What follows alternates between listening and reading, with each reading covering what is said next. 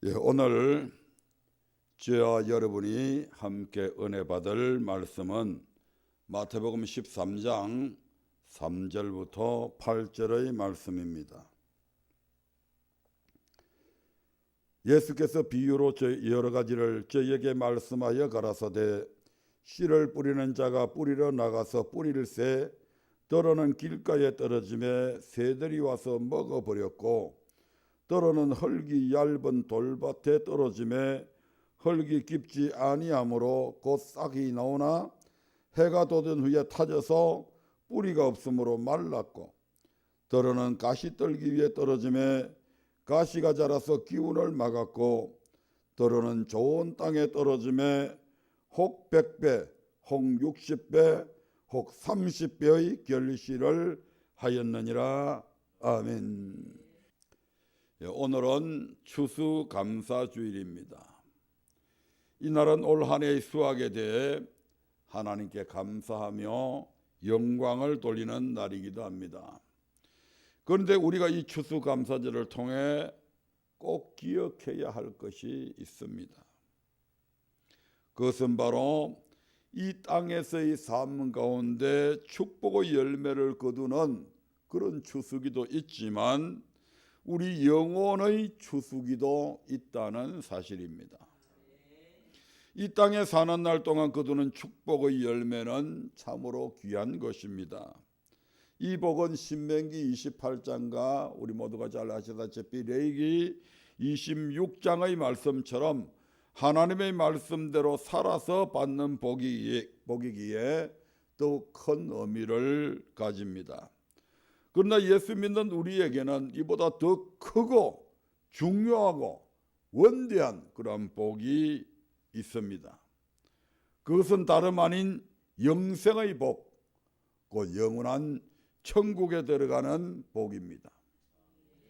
즉 우리가 신앙생활하는 목적이 이 땅에서 잘 먹고 잘 사는 데 있는 것이 아니라 하나님께서 우리의 영혼을 추수하실 때 영원한 천국에 들어가는 것에 있다는 말입니다. 또한 우리가 기억해야 할 것은 오늘 본문에서 말씀하고 있듯이 추수 때의 모든 밭이 30배, 60배, 100배의 결실을 맺는 것이 아니라 결실하지 못하는 밭도 있다는 사실입니다. 그러므로 추수의 기쁨을 누리며 감사하는 오늘 좋은 밭의 추수라는 제목의 말씀을 통해 과연 나는 어떤 밭인가 자신을 돌아보고 좋은 밭이 되어 하나님께 우리의 영혼을 추수하시는 날에 영원한 천국의 곳간에 들어가는 기쁨의 은혜를 함께 나누기를 원합니다. 오늘 본문 말씀을 보면 씨를 뿌리는 자가 뿌리러 나가서 뿌릴새 모든 씨가 좋은 땅에 떨어져 결실을 맺는 것이 아니라 때로는 길가에 떨어지고 어떤 씨앗들은 돌밭에 떨어지고 어떤 씨앗들은 가시발떨기에 떨어져서 결실하지 못하고 좋은 밭에 떨어진 씨만이 혹 60배, 30배, 100배의 결실을 하였다고 합니다. 이 비유는 무엇을 말하고 있을까요? 씨 뿌리는 비유는 마태복음 13장과 마가복음 4장, 누가복음 8장에도 동일하게 기록이 되어 있는데 그 말씀들을 보면 제자들 역시 이 비유의 뜻을 제대로 이해하지 못했음을 알 수가 있습니다. 그래서 예수님은 이 비유의 뜻을 그 밑에 다시 자세히 설명을 해 주셨습니다. 먼저 씨는 무엇을 의미할까요? 마태복음 13장에서는 씨가 무엇인지 우리가 알 수가 없습니다. 동일한 말씀이 기록된 마가복음 4장과 누가복음 8장에 이렇게 말씀을 하고 있는데 한번 찾아보도록 하겠습니다. 마가복음 4장 14절입니다. 뿌리는 자는 말씀을 뿌리는 것이라. 씨 뿌리는 것을 가리켜서 말씀을 뿌리는 것이라고 지금 말합니다. 아멘. 누가복음 8장 11절의 말씀도 한번 보겠습니다. 이 비유는 이러하니라. 씨는 하나님의 말씀이요. 여기에서는 씨를 누구의 말씀? 하나님의 말씀이라고 정확하게 말씀하고 있습니다. 그렇다면 하나님의 씨 곧 하나님의 말씀이 뿌려지는 길가, 돌밭, 가시밭, 좋은 밭은 그러면 무엇을 의미할까요? 고린도전서 3장 9절의 말씀을 한번 보겠습니다. 우리는 하나님의 동역자들이요 너희는 하나님의 밭이요 하나님의 집이니라. 목회자는 하나님의 말씀을 하나님과 더불어 뿌리는 하나님의 동역자들이요 너희 곧 성도들은 하나님의 밭이라고 말씀하고 있습니다. 하나님의 백성인 성도는 말씀의 씨가 뿌려지고 그 씨가 결실되는 밭이라는 것입니다. 그러므로 길가, 돌밭, 가시밭, 좋은 밭은 하나님의 말씀이 뿌려지는 성도 개개인을 뜻합니다. 그런데 예수님은 이 씨 뿌리는 비유를 통해서 모든 밭이 결실하는 것이 아니라 길가, 돌밭, 가시떨기, 좋은 밭 가운데서 오직 좋은 밭만이 지금 30배, 60배, 100배의 결실을 맺을 수 있다고 말씀하고 있는 것입니다. 그러면 길가, 돌밭, 가시밭 길이 결실하지 못하는 이유는 무엇이며 30배, 60배, 100배의 결실하는 좋은 밭이 되기 위해서 그럼 우리는 어떻게 해야 할까? 첫 번째로 길가 밭에 대해서 말씀을 드리도록 하겠습니다. 마태복음 13장 19절을 보겠습니다. 아무나 천국 말씀을 듣고 깨달지 못할 때는 악한 자가 와서 그 마음에 뿌리운 것을 빼앗나니 이는 곧 길가에 뿌리운 자요. 하나님의 말씀을 듣고 깨달지 못할 때 누가 와서 악한 자가 와서 그 마음에 뿌리운 하나님의 말씀을 빼앗아 가는데 이것이 곧 길가에 뿌리운 자라고 합니다. 그러면 말씀을 빼앗아가는 악한 자는 누구를 말할까요? 마가복음 4장 15절의 말씀을 보겠습니다. 말씀을 빼앗아가는 이 악한 자가 도대체 누구일까? 내 옆집에 사는 아저씨일까? 같이 읽습니다. 말씀이 길가에 뿌렸다는 것은 이들이니 곧 말씀을 들었을 때에 사단이 적시 와서 저희에게 뿌리운 말씀을 빼앗는 것이요. 누가복음 8장 12절의 말씀도 봅니다. 길가에 있다는 것은 말씀을 들은 자니 이에 마귀가 와서 그들로 믿어 구원을 얻지 못하게 하려고 말씀을 그 마음에서 빼앗는 것이요. 말씀을 빼앗아가는 악한 자를 가리켜서 사단이다, 마귀다 이렇게 말씀하고 있습니다. 한마디로 하나님께서 우리의 마음에 말씀을 뿌리실 때 우리가 깨달지 못하면 머뭇머뭇거리고 믿지 못하고 있으면 마귀란 놈이 적시 와서 그 말씀을 우리의 마음에서 빼앗아 간다는 것입니다.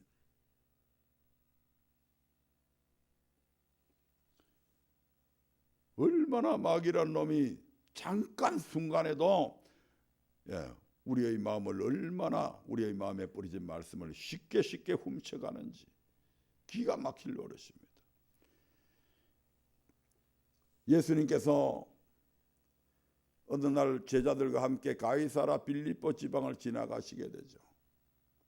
지나가시면서 예수님께 제자들이 야 사람들이 나를 누구라고 그러더냐 하고 여론을 물어봅니다. 동향을 물어봅니다. 그러니까 제자들이 어떤 사람들은 엘리야라고 그러고요, 어떤 사람은 세례 요한이라고 그러고요, 어떤 사람들은 선지자 중에 한 사람이다 이렇게들 다 이야기합니다. 그때 예수님께서 그러면 너희는 나를 누구라고 생각하느냐? 이때 베드로가 주는 그리스도시요 살아계신 하나님의 아들이라고 하는 위대한 신앙 고백을 하게 되죠. 물론 제자들도 여기에 다 같이 동의합니다. 이제 이 신앙 고백을 듣게 되자 예수님께서 뭐라고 하시는가 하니 이제 내가 대제사장들과 장로들에게 잡혀서 많은 고난을 받게 될 것이다. 그리고 내가 십자가에서 죽게 될 것이다. 그리고 죽고 난 후에 제3일에 다시 살아나게 될 것이다 하는 사실을 비로소 제자들에게 말씀을 하게 됩니다. 아멘. 이때 조금 전까지 주는 그리스도시여 살아계신 하나님의 아들이시니다라고 고백한 베드로는 이 말씀을 깨달지 못했습니다. 어떻게 그런 일이 있을 수 있는가? 우리 주님같이 이 능력이 많으신 주님께서 어떻게 그들에게 잡히신단 말인가? 도대체 이해가 가지 않았고 믿지 않았습니다. 그래서 예수님을 붙잡고 주여 그리 마옵소서, 이 일이 결코 주께 미치지 아니하리이다라고 하며 만류를 했습니다. 마태복음 16장 22절의 말씀을 한번 보겠습니다. 베드로가 예수를 붙들고 가나에 가로되 주여 그리 마옵소서, 이 일이 결코 주에게 미치지 아니하리이다. 그러나 이때 예수님은 이런 베드로에게 뭐라고 책망하십니까?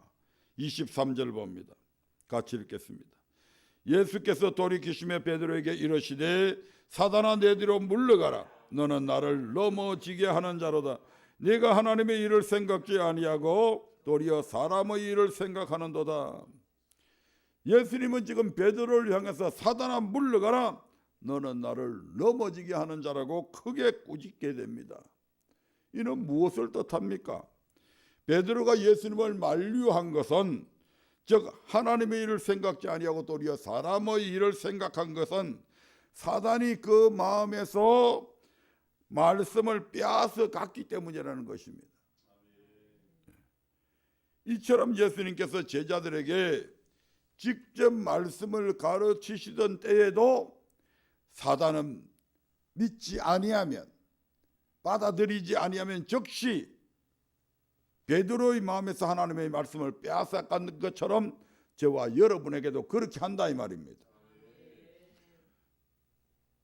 그러므로 우리는 하나님의 말씀을 받을 때 사단 곧 마귀가 우리의 마음에서 말씀을 빼앗아가지 못하도록 늘 깨어 있어야 되고, 하나님의 말씀이 들려질 때 그 말씀이 하나님의 말씀이면 아멘 아멘으로 받아들여야 됩니다.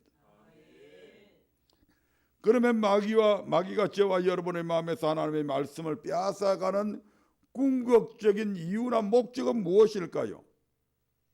왜 마귀가 우리가 하나님의 말씀을 믿지 못하고 뭐 할 때에 왜 그렇게 신속하게, 그렇게 급하게 우리의 마음에서 말씀을 뺏어갈까? 마귀가 할 일이 없어서 그렇게 하는 게 아니라 이 말입니다. 누가복음 8장 12절의 말씀을 다시 한 번 더 봅니다. 천천히 같이 읽어보겠습니다.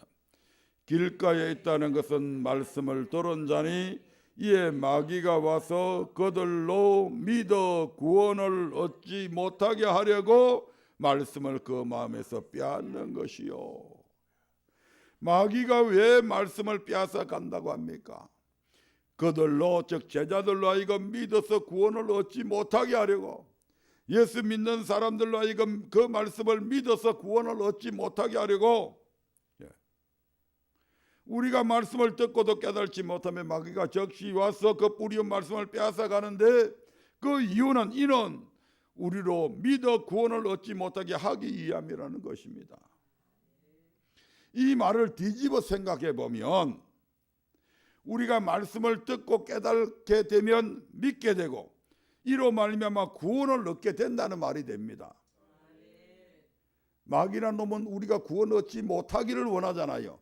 마귀의 궁극적인 목적은 우리의 영혼을 자기와 함께 지옥에 데려가기 위한 거잖아요.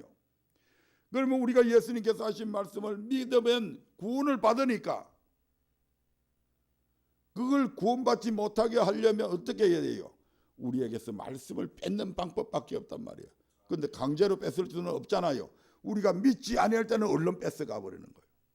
아멘. 그럼 우리는 마귀가 뺏어갈 수 있는 이런 틈을, 기회를 주지 않아야 된다 이 말입니다.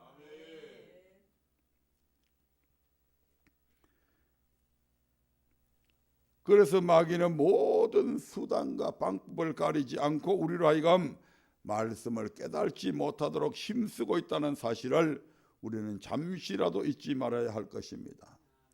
그 예가 바로 노아 시대에 물심판이 있을 때 방주에 들어가지 못하고 심판을 받은 사람들입니다. 마태복음 24장 37절부터 39절의 말씀을 봅니다.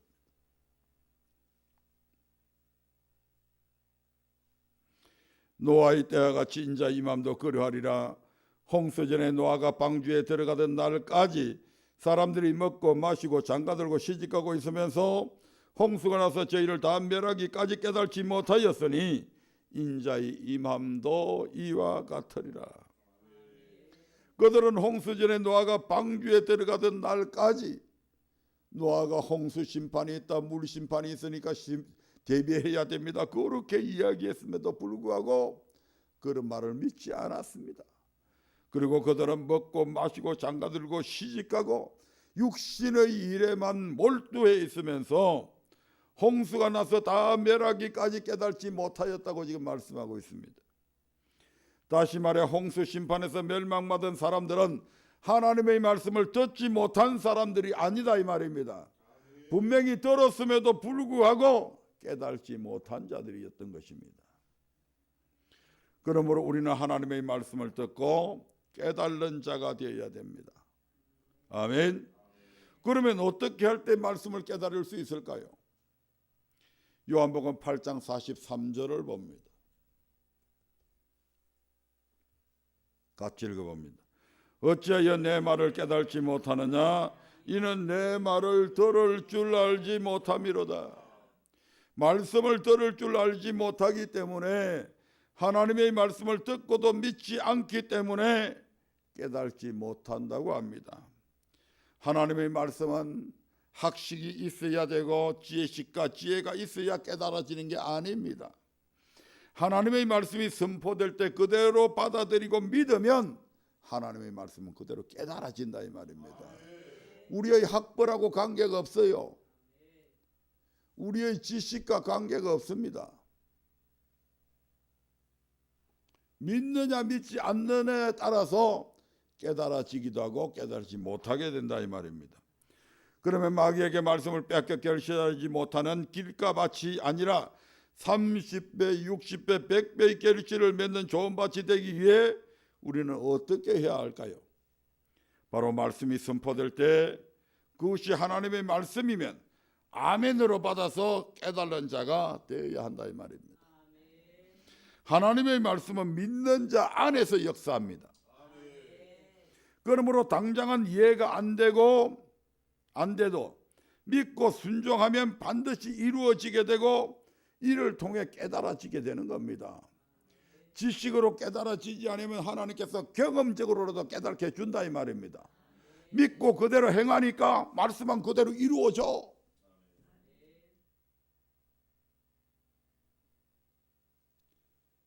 우리의 상식으로 이해가 안 돼도, 불뱀에 물렸는데 야 노뱀 만들어갖고 장대기에다 놓고 그거 쳐다보면 낫는다고 그래라. 믿고 쳐다본 사람들은 나갔어. 아 낫는구나, 그 말씀이 맞구나. 그런데 조금 똑똑하다고 하는 사람들은 말도 안 되는 소리 하지 마. 어떻게 그런 일이 있을 수 있어? 그 논리에 맞지 않아. 합리적이지 않아. 우리 같은 지식청들은, 엘리트 청들은 그런 말이 도대체 무슨 말인지, 말이 말 같아야 말을 믿지. 그렇게 자기들의 지식을 의지해서 하나님의 말을 믿지 않는 사람들은 다 죽었다 이 말입니다. 이게 하나님의 말씀입니다. 믿으면 깨달아진다고요. 두 번째 돌밭에 대해서 말씀드리겠습니다. 마태복음 13장 20절부터 21절입니다.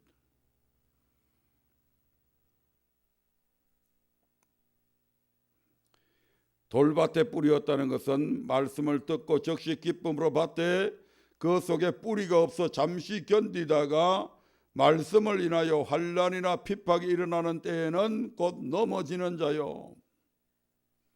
돌밭에 뿌리였다는 것은 말씀을 듣고 즉시 기쁨으로 받되 그 속에 뿌리가 없어 잠시 견디다가 말씀을 인하여 환난이나 핍박이 일어나는 때에는 곧 넘어지는 자라고 말씀하고 있습니다.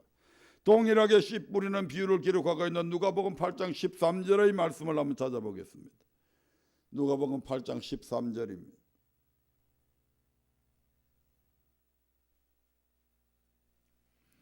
바위 위에 있다는 것은 말씀을 들을 때 기쁨으로 받으나 뿌리가 없어 잠깐 믿다가 시험을 받을 때에 배반하는 자요.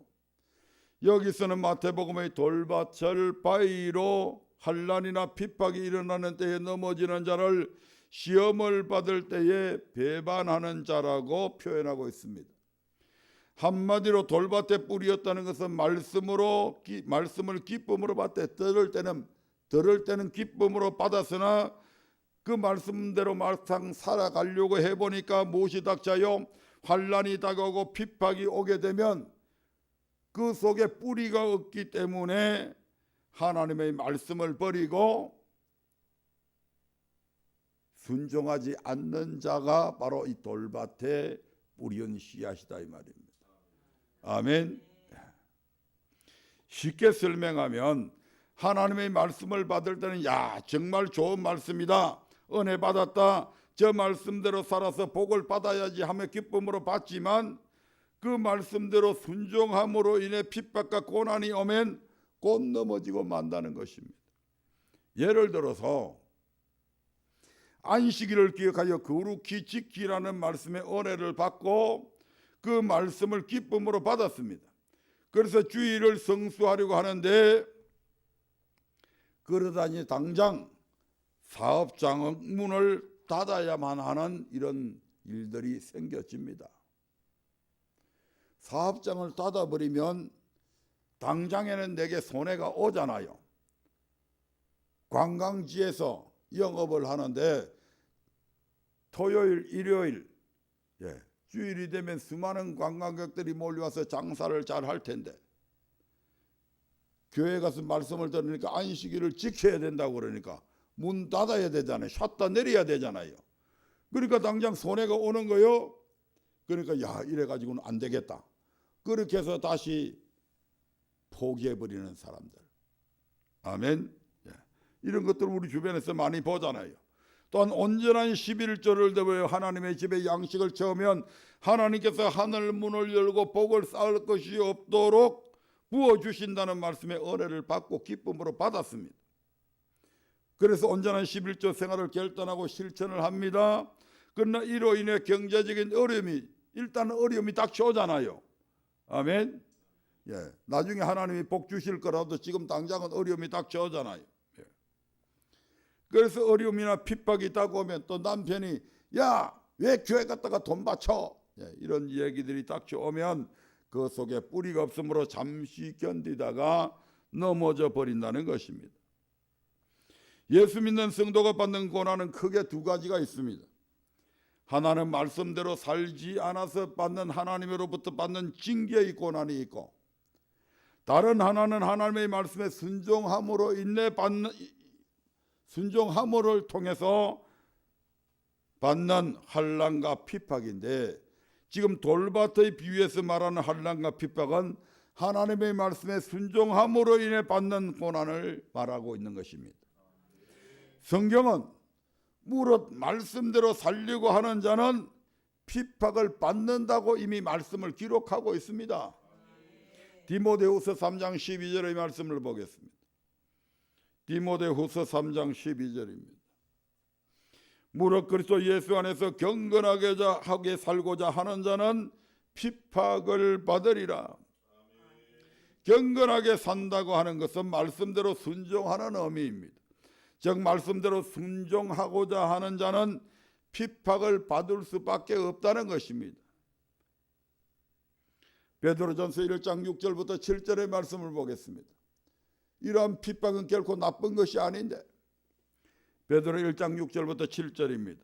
그러므로 너희가 이제 여러 가지 시험을 인하여 잠깐 근심하게 되지 않을 수 없었으나 오히려 크게 기뻐하도다.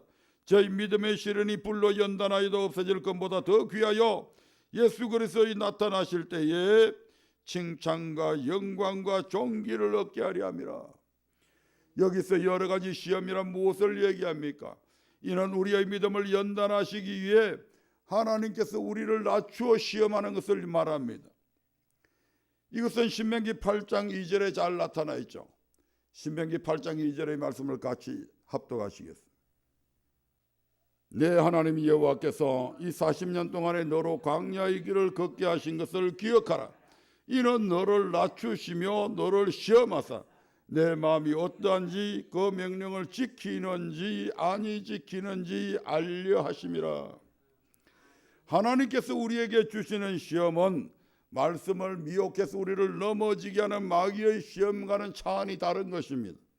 말씀대로 살려고 할 때 우리를 낮추어서 즉 고난과 역경 속에서도 여전히 하나님의 말씀대로 사는지 살지 않는지를 따라보시는 시험이다 이 말입니다. 이 같은 시험을 가리켜 믿음의 시련이라고 지금 합니다. 이러한 시험을 만날 때 누구나 잠깐은 근심할 수 있습니다. 그러나 이런 믿음의 시련은 우리의 믿음을 불로 연단하여도 없어질 금보다 더 귀하게 만들어서 어떤 상황 속에서도 변질되지 않는 그런 믿음을 만들어내어서 예수 그리스도께서 나타나실 때에 칭찬과 영광과 존귀를 얻게 할 것이므로 오히려 크게 기뻐해야 한다는 것입니다. 무엇을요? 믿음의 시련들을, 우리에게 닥쳐오는 말씀대로 순종할 때 우리에게 오는 환난과 핍박들을 오히려 기뻐해야 된다. 왜냐하면 그것이 우리에게 주님께서 재림하실 때에 우리도 그 영광 가운데, 그 존귀 가운데, 그 칭찬 가운데 함께 참여할 수 있게 해주기 때문에 지금 받는 그까지 핍박과 환난, 이건 장차 우리에게 나타날 영광과는 비교할 수조차 없는 것들이다 이 말입니다. 세 번째, 가시밭입니다. 가시떨기. 여러분은 지금 어떤 밭에 속해 있습니까? 말씀을 들어도 깨달지 못하여 마귀에게 하나님의 말씀을 빼앗기는 길가밭입니까? 아니면 말씀으로 인하여 환난과 핍박이 올 때 뿌리가 없어 넘어지는 돌밭입니까? 좋은 밭이 되어 여러 배로 결실하기 위해서는 먼저 길가밭을 통과해야 됩니다. 즉 마귀에게 말씀을 빼앗기지 않고 깨달아야 한다는 것입니다. 다음으로 돌밭을 지나야 합니다. 말씀을 기쁨으로 받을 뿐만 아니라 환난과 핍박과 시험이 올 때 넘어지지 않고 말씀에 순종해야 된다 이 말입니다. 그러나 이것만으로는 좋은 밭이 될 수가 없습니다. 좋은 밭이 되기 위해서 또 하나 통과되어야 될 밭이 있는데 반드시 가시떨기의 밭을 통과해야 됩니다. 그러면 가시밭은 무엇입니까? 마태복음 13장 22절의 말씀을 보겠습니다. 가시떨기에 뿌렸다는 것은 말씀을 들으나 세상의 염려와 재리의 유혹에 말씀이 막혀 결실치 못하는 자요. 가시떨기에 뿌렸다는 것은 말씀을 들으나 세상의 염려와 재리의 유혹에 말씀이 막혀서 결실치 못하는 자라고 합니다. 이 말씀과 짝을 이루는 마가복음 4장과 누가복음 8장에서는 이를 어떻게 말씀하고 있는지 찾아보도록 하겠습니다. 마가복음 4장 18절부터 19절입니다. 또 어떤 이는 가시떨기에 뿌리는 자니 이들은 말씀을 듣되 세상의 염려와 재리의 유혹과 기타 욕심이 들어와 말씀을 막아 결실치 못하게 되는 자요. 누가복음 8장 14절의 말씀도 보겠습니다.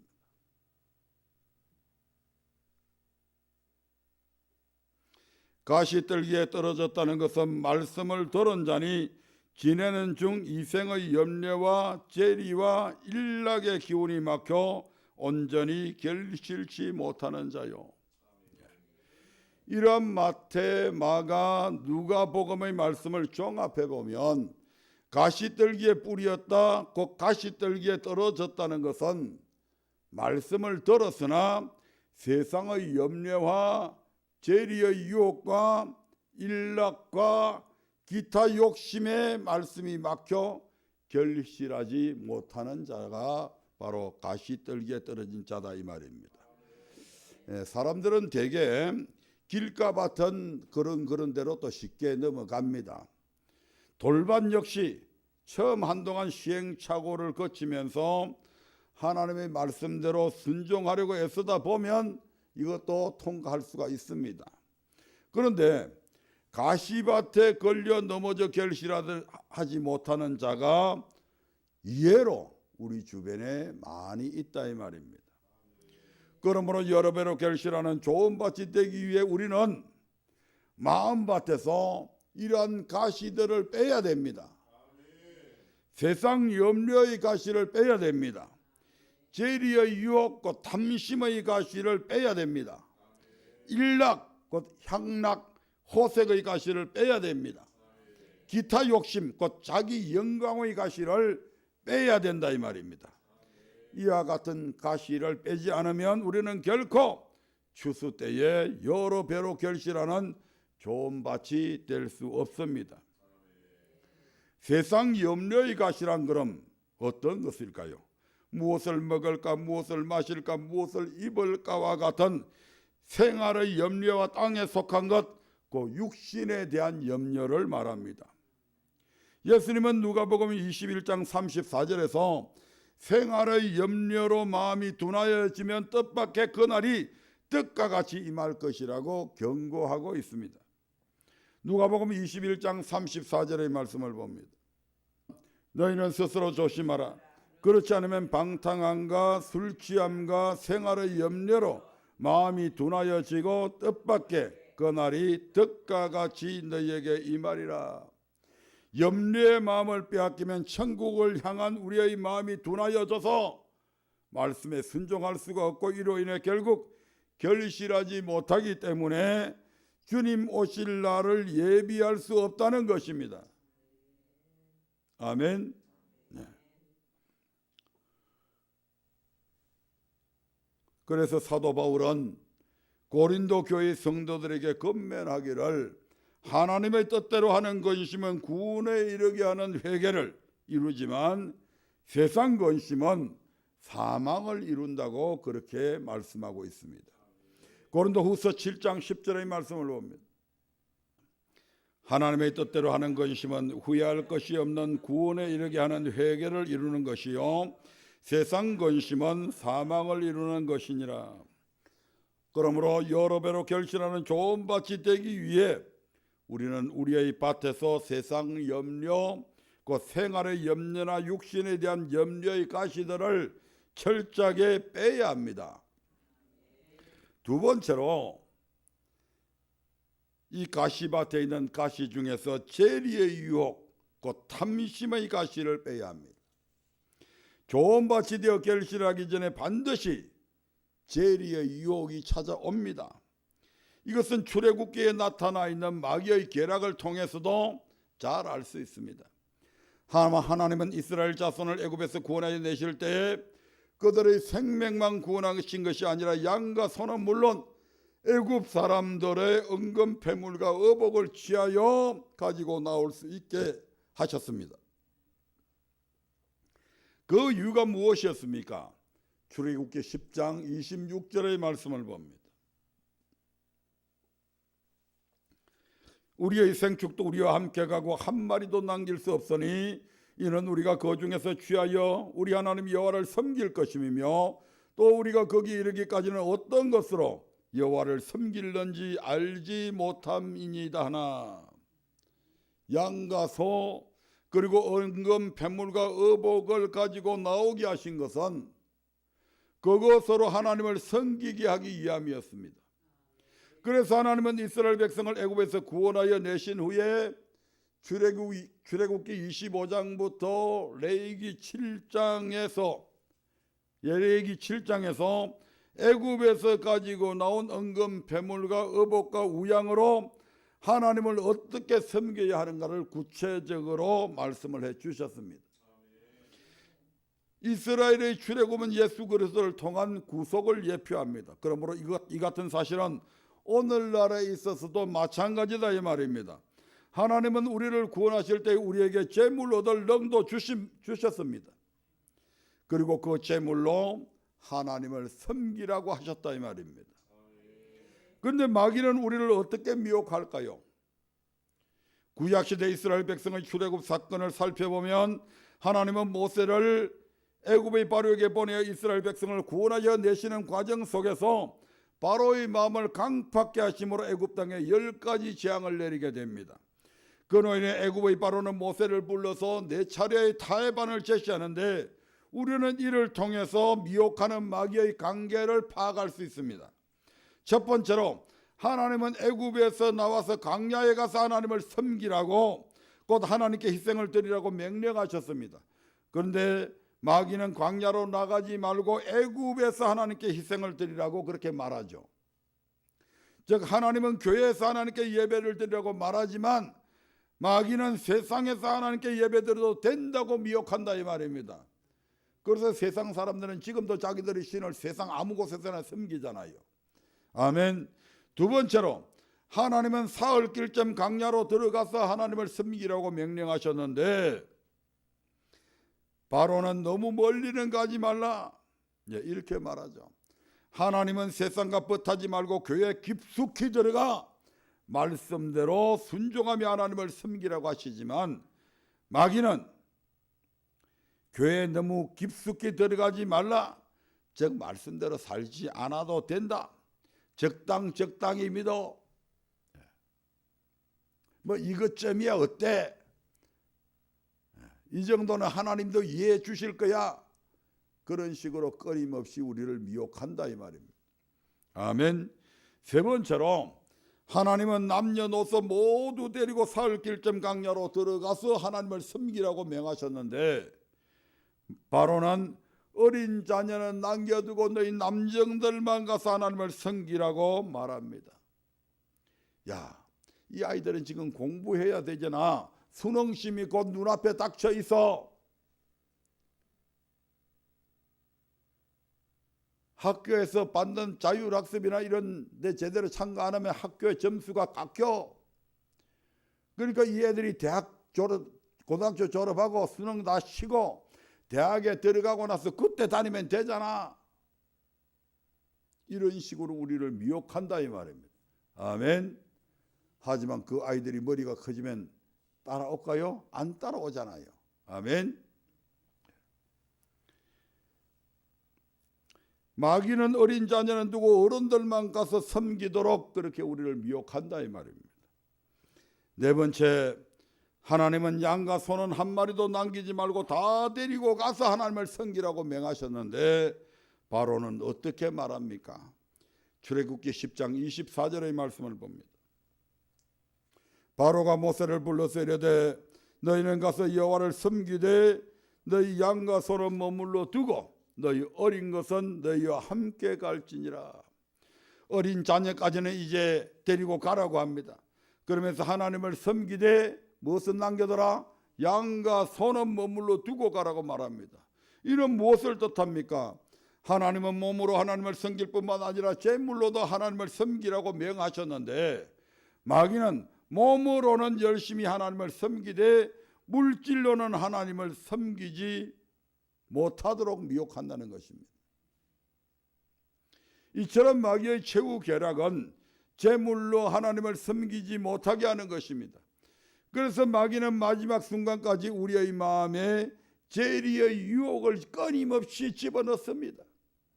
오늘 수많은 우리 그리스도인들이 이 미혹에 빠져서 돈만 보면 그냥 눈이 뒤집혀져요. 돈만 보면 이거는 뭐 도리도 필요 없고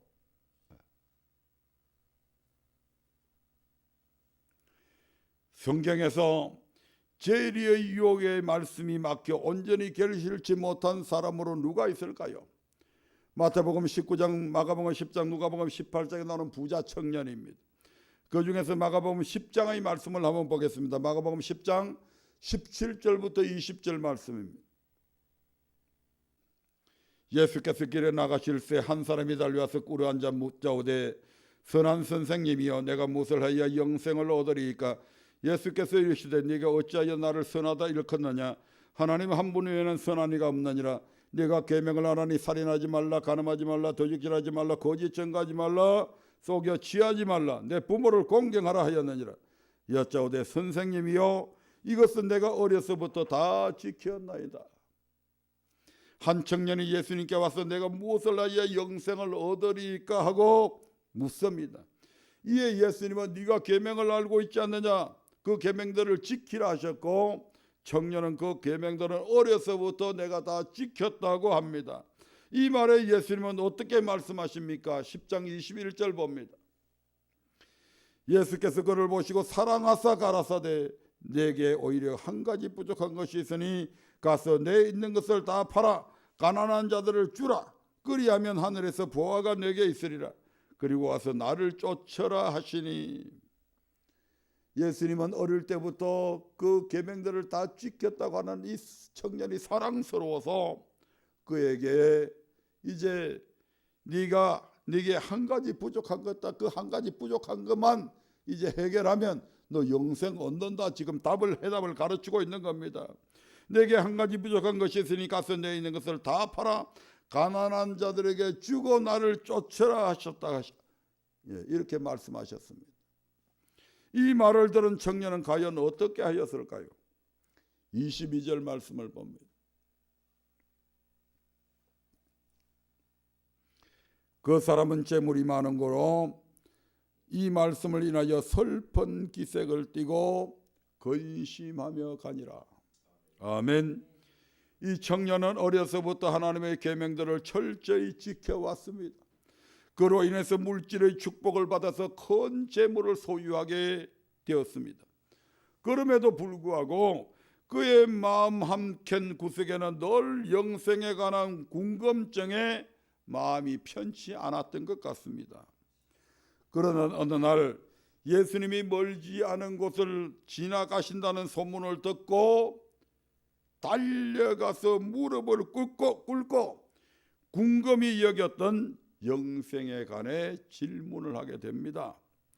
이 청년에게 있어서 이 문제가 얼마나 심각한가는 그가 한 행동에서 알 수 있습니다. 그가 어떻게 했다고요? 달려갔다. 아멘. 급한 일 아니면 안 달려가죠. 그리고 어떻게 했습니까? 예수님 앞에 뭘 했어요? 무릎을 꿇었다. 얼마나 심각하고 간절했냐 이 말입니다. 그 행동으로서 나타나 있잖아요. 그래서 질문을 했는데, 하지만 정작 예수님께서 영생에 대해 정확한 해답을 가르쳐 주셨음에도 불구하고 재물이 많은 거로 근심하며 갔다고 얘기합니다. 재리의 유혹, 곧 재물에 대한 욕심에 막혀서, 말씀이 막혀서 결실하지 못하게 된 것이다 이 말입니다. 이만큼 재물이라고 하는 게 요물입니다. 힘이 있습니다.